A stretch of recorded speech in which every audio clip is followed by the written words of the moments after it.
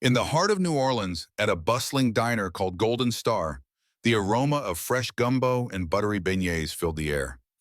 But beneath that sweet scent was a world of challenge and resilience, a world where Olivia Carter was navigating the pressures of a chaotic life, balancing her job as a waitress with the heavy burden of caring for her mother, who suffered from multiple sclerosis.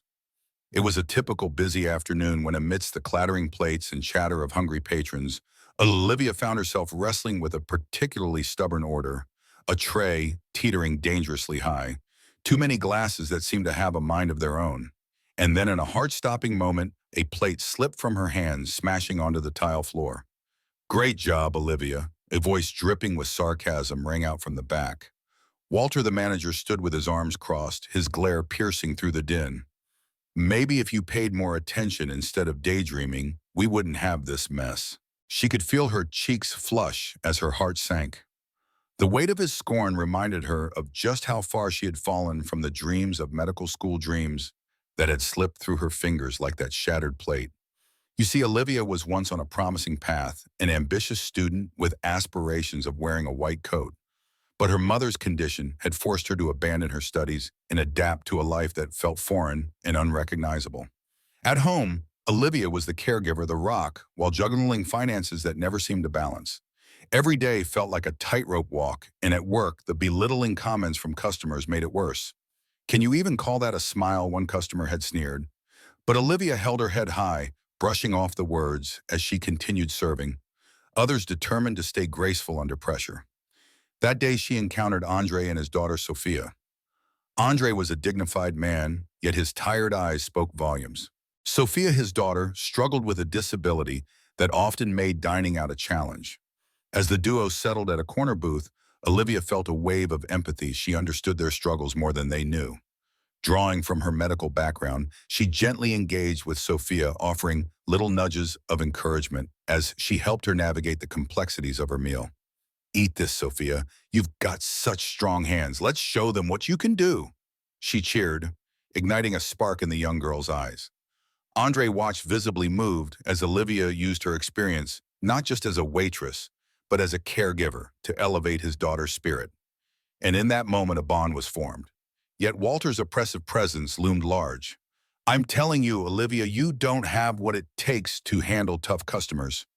His voice cut through her like a knife, and she could feel the breaths of her coworkers, whose eyes darted away, afraid to get involved. Every shift felt like an endurance test, and Olivia was wavering under the weight of it all. That evening, as she closed her shift and stepped outside, she opened her email, scanning for the routine updates. There it was, a glimmer of hope.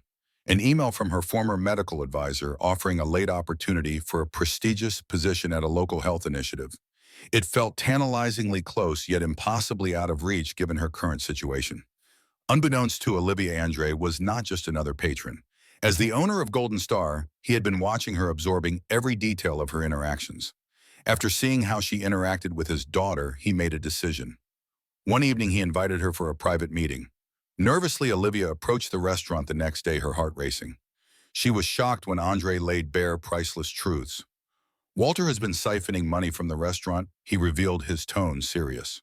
"With your skill set, you could help turn this place around. And I'm not just talking about cleaning tables. I want you as the general manager, or possibly work on health initiatives, and I'll cover your mother's medical needs." "Wait, what? This isn't some charity, is it?" she asked, skepticism creeping into her voice. "I want this job because of my merit, not as a handout." Andre smiled kindly. "Olivia, you've already proven yourself under pressure. Your kindness to Sophia. That's not just about waiting tables.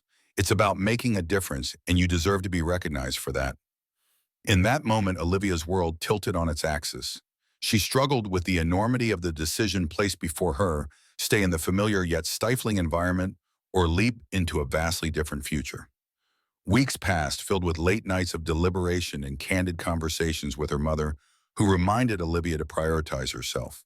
Finally, she made the choice to accept Andre's offer, igniting a path back to the medical field, where her heart felt most at home. With renewed vigor, she dived into her new role, initiating community health programs that even attracted locals back to Golden Star.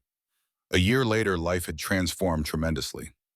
Olivia was thriving in medical school, Her relationship with Sophia blossomed into a beautiful friendship, and her mother's health improved under better care. The diner itself saw a sharp turn. New management practices that prioritize fairness and kindness led to thriving business and happier employees. As I reminisce about this journey, Olivia's journey from a vulnerable state to absolute empowerment, I realize just how crucial small acts of kindness can alter life paths. Never underestimate the power of compassion. So what do you think, friends? In today's world, how do we balance kindness and the harsh realities we face? Share your thoughts in the comments below. Have you ever found yourself in Olivia's shoes fighting against the odds? I'd love to hear your stories. And don't forget to subscribe for more inspiring tales of resilience and hope, because together we can create a wave of kindness that changes lives.